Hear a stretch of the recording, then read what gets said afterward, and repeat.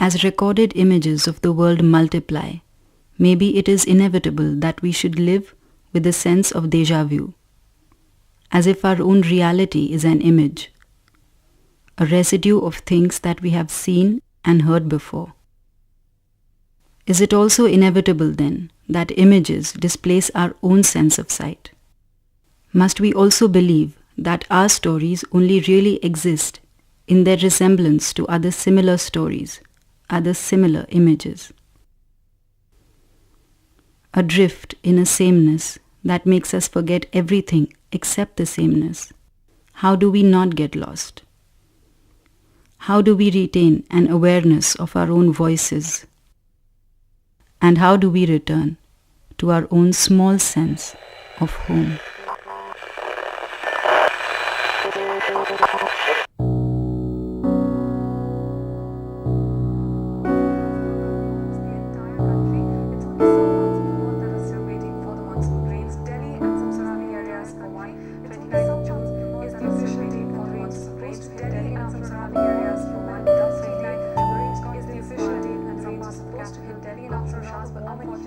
That's an incredible struggle to simply stay connected to your time and space, your present physical circumstances, Finding that, I guess, for my generation especially, it is kind of more difficult now because we just live constantly through projections. I mean, in this generation, in this whole, readily accessible library of images, everything's happened before, and things are just repeating. There isn't anything new. There isn't really a sense of anticipation. We've seen so much, and we've seen it all, basically. You name it, it's there on TV. Now you can get all the action. Keep watching. Over the next 24 hours as well. The monsoon has finally covered the entire subcontinent. It's time for me to go. Bye bye. And the next 24 hours going to prove to be no different with lots of We're coming to you live tonight. Punjab along with parts of Haryana and Everything's happening in real time now. But we've lost that sense of real time.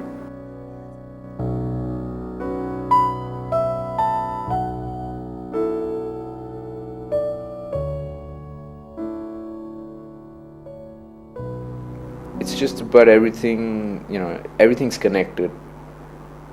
There's no way that there's just one part of something that's wrong and the rest of it is fine, because I guess, talking about the media today, it's just similar, because the media doesn't come from nowhere.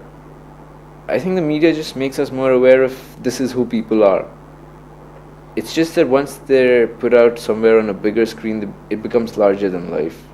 We just start celebrating instead of merely accepting, and in that celebration we probably lose sight of people as people. They just become images.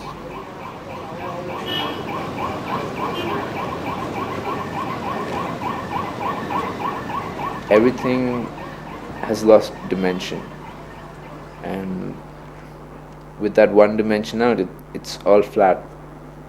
And you never really get anywhere where where you can feel something. You just feel the surface of it.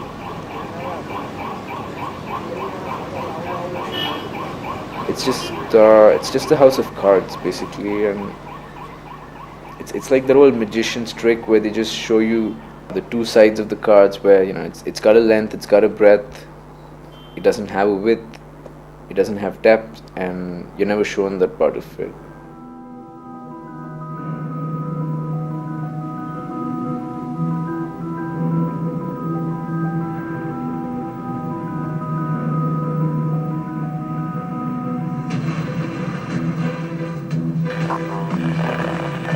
Now you can get all the action. Keep watching. It's time for me to go. They're waiting. We're coming to you live tonight. Where are you?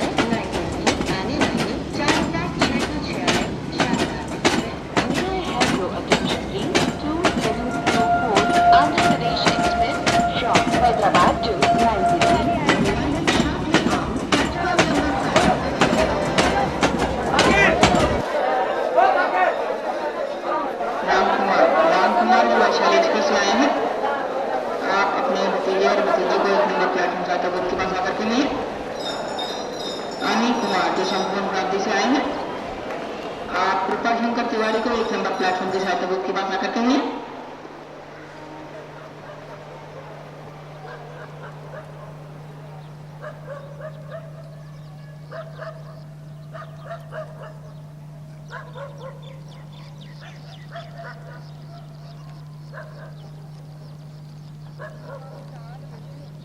I will arise now and go to the city that beckons me, like the mullah's azan calling the faithful to pray. Like a siren it lures me, opening its arms wide, gathering me in its whirlpool rhythm of chaos. And as I hit the eye of the storm, I cease to be a person and become a statistic. I'm never sure what it says, but in its whispered incantations, its murmurs and shouts, are hidden promises of another life. In its methodical madness and incessant noise, I hope to journey within and reach the silence that will give me a clue to finding myself. These and other contradictions make me one with the city.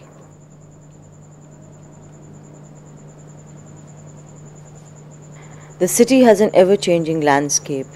It swells and morphs to accommodate even the most far-fetched visions. It provides nooks and crannies to let us nest for a while. Somewhere among the mammoth mansions, there are service lanes and hidden staircases taking us to our makeshift utopias, contained in 10 by 12 feet rooms that we rent for a few thousand rupees.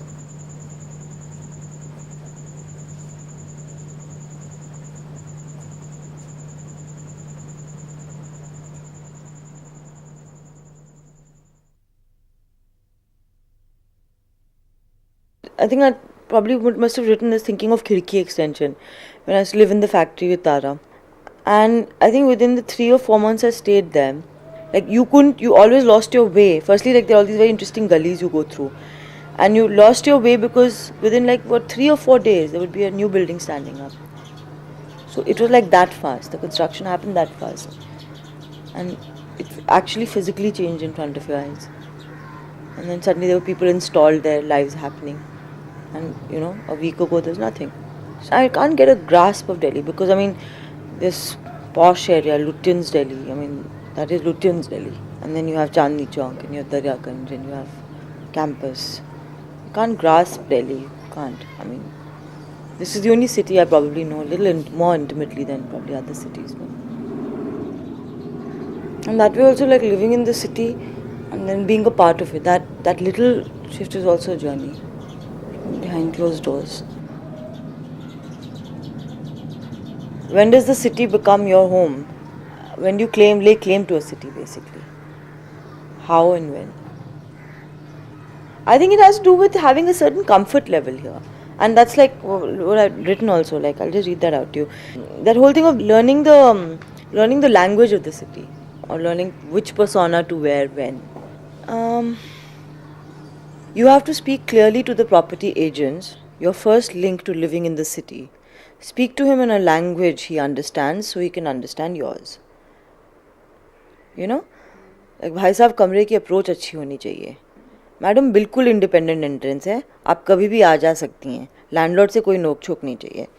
Madam आप बिल्कुल बेफिक्र रहिए, आपके साथ कोई लेना देना नहीं है, बस उनको रेंट टाइम पर चाहिए.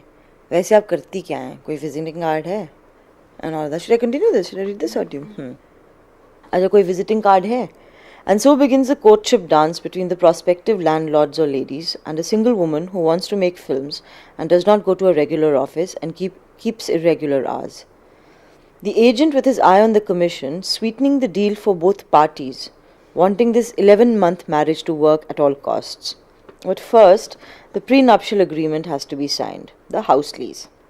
The well-dressed lady offers me a biscuit and some tea, saying, "Beta, it's just a piece of paper. ये तो सिर्फ एक formality है. After all, trust is everything." But I know she will sleep easier if I put my signature on that piece of paper, and of course pay for its drafting charges as well. From now onwards, her moral stature will be higher than mine. She is my landlady. Those are the unsung rules of the city.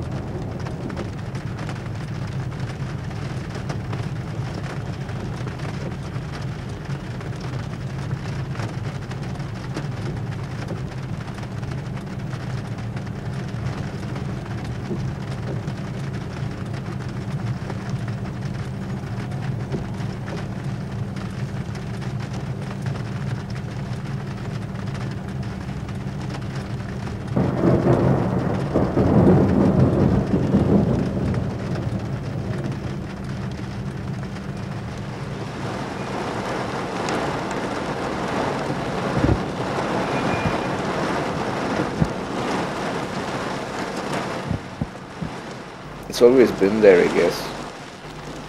There's always a fear of either isolation or a pointlessness, but something has to be there to bring people together and to sort of give you this idea of a purpose in your life. Otherwise, you just be out there questioning everything, and that wouldn't be very good for society, would it? People have always had just very few, very obvious choices about what to do. You're always expected to be doing something that's accorded to you because of your age, because of your place in society. I don't think that ever really changes. It's just that maybe the specifics of it change, but the idea is the same. The idea's never changed. And how could it? Because that idea is the very basis of society. If you take that away, that you're not just earning, you're making this massive contribution to the economy. Supposedly you're affecting a whole number of other people. You're affecting exchange rates, you're affecting gold reserves, you're affecting social policy. So that's basically what you're a part of. You're not just drawing your paycheck so you can go buy that car that the film star advertised. You're actually supporting a whole rationale of being alive.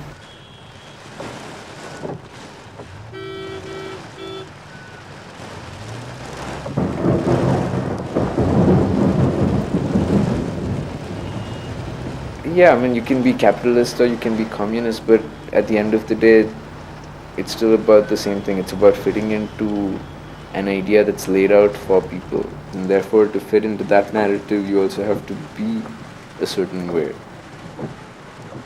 It's probably like you lose a part of yourself to join a certain structure.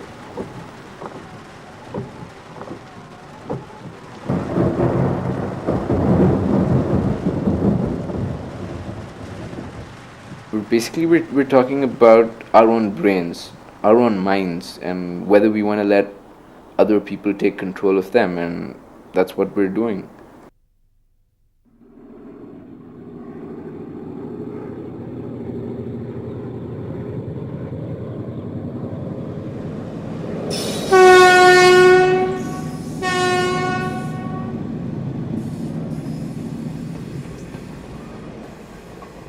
When they say that everyone is unique, is it a sense, just a set of biochemical reactions in your brain or something? Is it just a certain arrangement of the cells in your brain? What is it?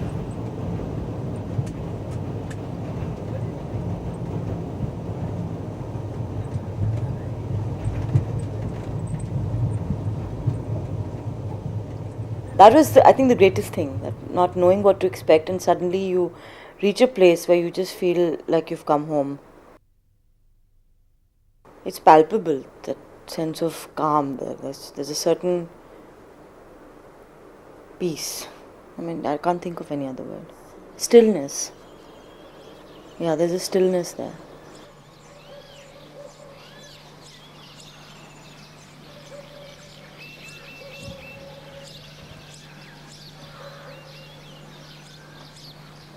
The first time I had this very romantic vision of the Tibetan people, because I really didn't know much about the people or the cause or even the religion. I learned that much later. And I am given to romanticizing. I am given to, imagining and reading much more into things and sort of filling out the outlines that nobody else probably can see. And that's me, that's okay. But even after knowing people there and knowing that okay, they are people and they have the same flaws and foibles as other people do. Despite that, I always find that stillness intact. And that is really the charm of it. That's the magic of it, rather.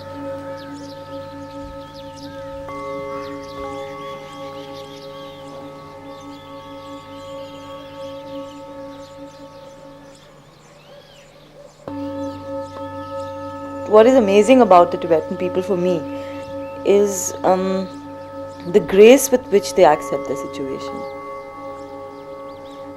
But there's a quietness to the Tibetans which is very, very charming. More than charming, it's like, it's something amazing for me coming from Punjab. And the same thing with the religion, you know. I mean, the way they pray for like everybody's well-being. And you pray even for your enemy, because it's logical. I mean, if your enemy is at peace, so will you be, I mean. And then our religion, the 10th Guru, who sort of just gave these ordinary guys such a lot of courage. I mean, they had the courage. He was the one who just sort of made them believe that they could be something, and they could, like, you know, sort of challenge the might of the Mughal Empire. He gave us that courage and told us to tap into that courage. And he gave this to us, that if your cause is just, it is righteous to raise the sword. And of course you do it with responsibility, always. But it's righteous to raise the sword. And you contrast that with a religion where it says no. That even if you kill your enemy, that is wrong.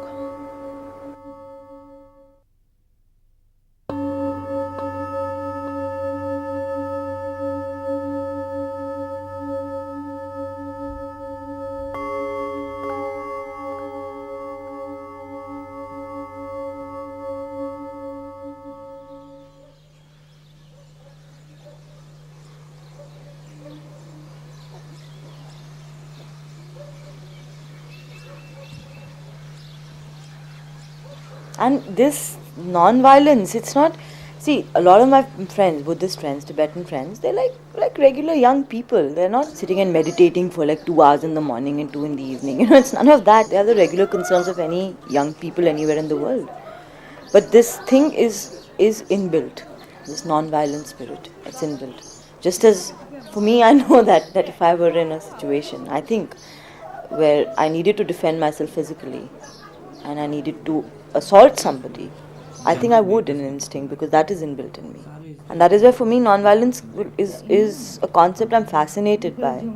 But it's something that I have to learn, that I have to teach myself. And they don't need to teach themselves that, it's just there. People from Shigas and nearby Nepal border have been very lucky. Whatever they had in their, like in Tibet, वो लोग लेके आ सकें. Because of the closeness to the road. जैसे हम दो से हैं, like my parents, like my dad and my uncle, they have to run without getting anything. मतलब खुद को ही भागना पड़ता है. तो पता नहीं कि कहाँ भागे.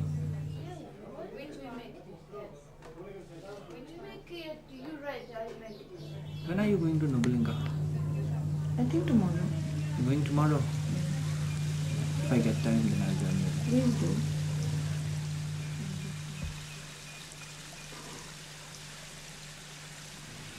So many of them who've been born here, who've never known Tibet physically, it still is so strong, the idea of going back to Tibet. The idea of Tibet. The idea of home.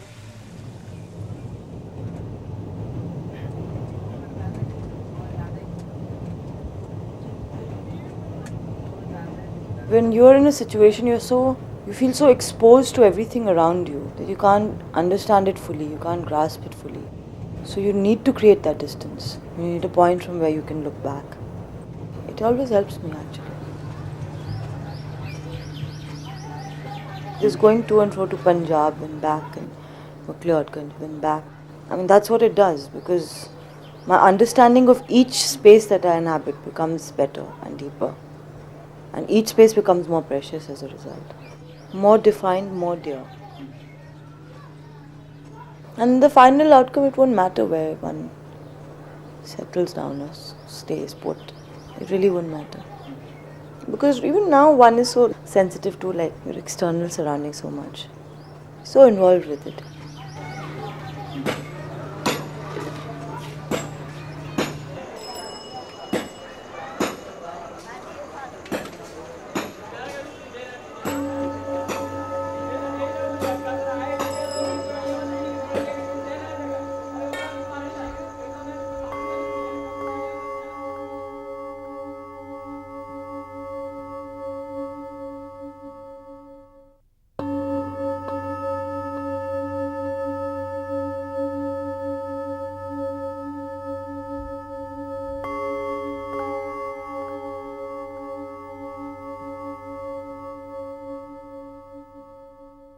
Good evening, New Delhi. Nice of you to come down here. Thanks a lot. First of all, I'd just like to say that as a stand-up comic, I don't really mean to cause offense, merely to redistribute it. So, okay. There's the game that's going on. It's called The Perfect Man. Why? For the kids. It's always for the kids. Excuse me? If people have to unite, they need a leader, right? Wrong. Public domain knowledge. We should all have it. Do not be fooled by this free speech. This is how we protect you. In fact, you could completely change yourself. Why one might want to do something like this? For the kids. He's doing it for the kids. No, don't look away. That could be you too. Come on. Think about it. Think about it. You know, everything else is so packaged. Stand-up is just so more, honest. Stand-up is just like it's an expression of an individual without any need to, place that expression within a context which is a part of an industry. You're just trying to look at the world by standing on one leg and you're just, figuring out how to balance. That's kind of what you do with comedy.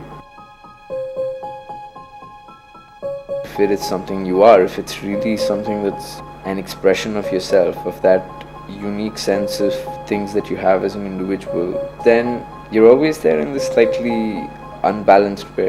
It's unbalanced because it doesn't actually fit into any other grand narrative. You're just shifting your balance all the time, you're shifting your sense of things, and that's why you're questioning everything, because it's like probably the first photographer who decided that he didn't want to take a picture of things as everyone else did. Maybe, he turned the camera to about 45 degrees and said, what do you think of that? You basically just look at things as you see them and you don't then deny that you see them that way.